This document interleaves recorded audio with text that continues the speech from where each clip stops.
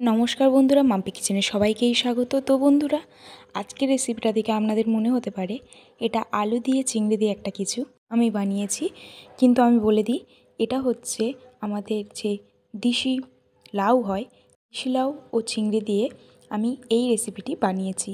তো বন্ধুরা, রেসিপিটি আপনারা পুরো প্রথম থেকে লাস্ট পর্যন্ত দেখতে থাকুন। আশা করছি খুবই ভালো লাগবে, আর ভালো লাগলে কিন্তু অবশ্যই লাইক কমেন্ট শেয়ার করতে হবে। তো বন্ধুরা, চলুন ভিডিওটা শুরু করা যাক। তো বন্ধুরা, এখানে আমি চিংড়ি নিয়ে নিয়েছি ধুয়ে পরিষ্কার করে। এখানে আমার যা যা উপকরণ লাগবে সেগুলো আমি পাশে দিয়ে দিয়েছি, আপনারা একবার পজ করে দেখে নেবেন। বন্ধুরা, এখানে আমি দেশি লাউ নিয়ে নিয়েছি, এটাকে এবার আমি ভালো করে কেটে নেব। তো বন্ধুরা, কিভাবে কেটে নিই তো আপনারা দেখতে থাকুন। তো বন্ধুরা, গায়ের খোলাটা ভালোভাবে ছাড়িয়ে তো এরকমভাবে মাঝখানে যে দানাগুলো থাকে সেগুলোকে ফেলে দিয়ে তো এরকম লম্বা লম্বা করে কেটে নেব, আর মাঝখান থেকে একটু করে ছোট ছোট করে নেব। দেখা পেলেন বন্ধুরা, এরকমভাবে আমি পুরো লাউটাকে কেটে নেব।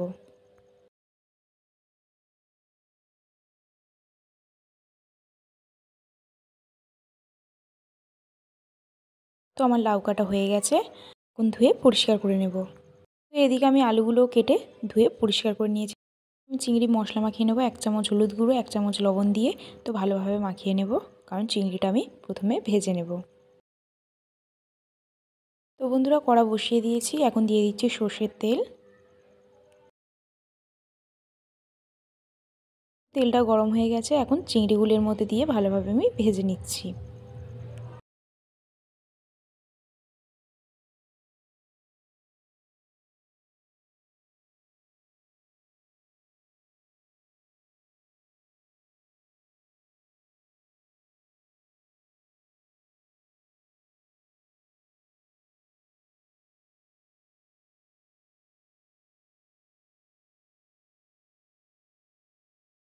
তো আমার চিংড়ি ভাজা হয়ে গেছে, এখন আমি একটা পাত্রে চিংড়িগুলোকে ভালোভাবে তুলে নেব।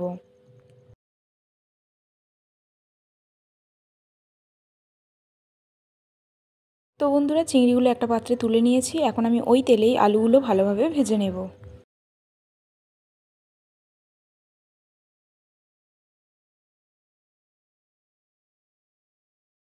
দিয়ে দিচ্ছি আলুর মধ্যে 1 চামচ লবণ, 1 চামচ হলুদ গুঁড়ো দিয়ে ভালোভাবে আলুটাকে ভেজে নেব।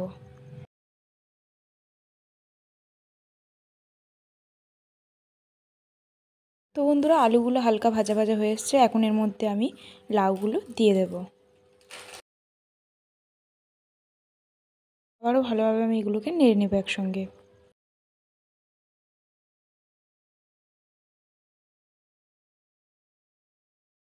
তো বন্ধুরা, এই রান্নাটায় কিন্তু একটুও জল ব্যবহার হবে না, যেহেতু লাউ থেকেই জল বার হয়ে যাবে, তার জন্য আমি ঢাকা দিয়ে দিলাম।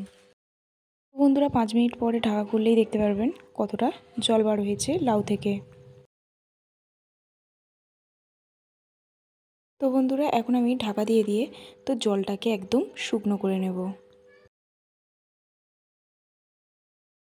আবারও 4 থেকে 5 মিনিট বাদে ঢাকনা খুললে দেখতে পাবেন জলটা একদমই শুকিয়ে এসছে। তো এখন আমি একটা পাত্রে এটাকে নামিয়ে নেব।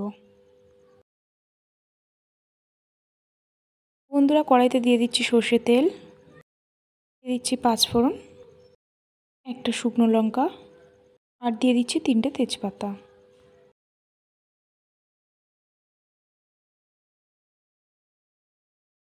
তো হালকা ভেজে নিয়েছি, এখন দিয়ে দিচ্ছি পেঁয়াজ কুচিগুলো,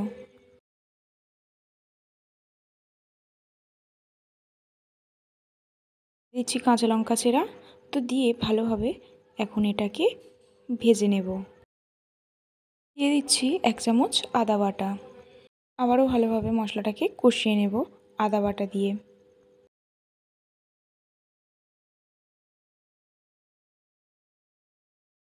দিয়ে দিচ্ছি 1 চামচ হলুদ গুঁড়ো, 2 চামচ লবণ দিয়ে ভালোভাবে মশলাটাকে আবারও কষিয়ে নেব, কিন্তু এর মধ্যেই দিয়ে দেবো 1 চামচ জিরে ও ধনে গুঁড়ো। তো ভালোভাবে মশলাটাকে এখন কষিয়ে নেব।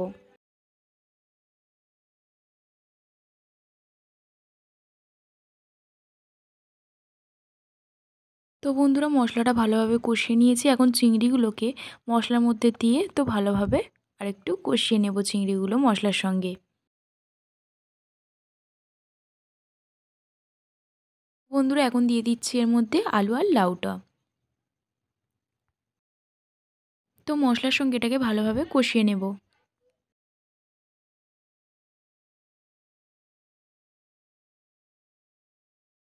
তো বন্ধুরা ঢাকা দিয়ে দেবো 5 মিনিটের জন্য।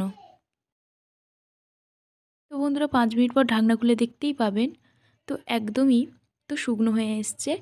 তো তখনই বুঝবেন নামিয়ে নিতে হবে। কিন্তু নামিয়ে নেওয়ার আগে আরেকটা উপকরণ দিতে হবে, যেটা হচ্ছে চিনি। তো বন্ধুরা এখানে আমি চিনি ব্যবহার করছি 1 চামচের মতো। আপনারা যদি বেশি মিষ্টি খান তাহলে 2 চামচও দিতে পারেন। আমরা এখানে 1 চামচ চিনি ব্যবহার করেছি, শুধু জাস্ট রেসিপিটা একটু মিষ্টি মিষ্টি হওয়ার জন্য। তো বন্ধুরা এমনভাবে কিন্তু আপনারাও একবার বানিয়ে খাবেন। তো আমার এই রেসিপিটা একদম তৈরি। এখন আমি একটা পাত্রে নামিয়ে নেব।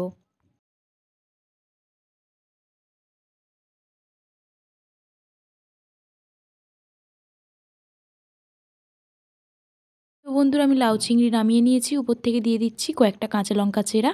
তো বন্ধুরা ভিডিওটা কেমন লাগলো অবশ্যই কিন্তু জানাবেন। তো বন্ধুরা বেশিরভাগই আছেন যারা দেশি লাউ খেতে চান না, তাদের কাছে বলি তো এরকমভাবে একবার চিংড়ি দিয়ে বানিয়ে দেখুন, অবশ্যই খুব ভালো লাগবে আমি বলছি। আর আমাদেরকে কমেন্ট করবেন এই রেসিপিটি কেমন হয়েছে। আরও লাউয়ের ভিডিও দেখতে চাইলে আমাদের চ্যানেলটিকে সাবস্ক্রাইব করে মাম্পি কিচেন আর বন্ধুরা পাশের বেল আইকনটাকে ক্লিক করে দেবেন, যাতে আমাদের ভিডিও আপনার কাছে সবার প্রথম আসে।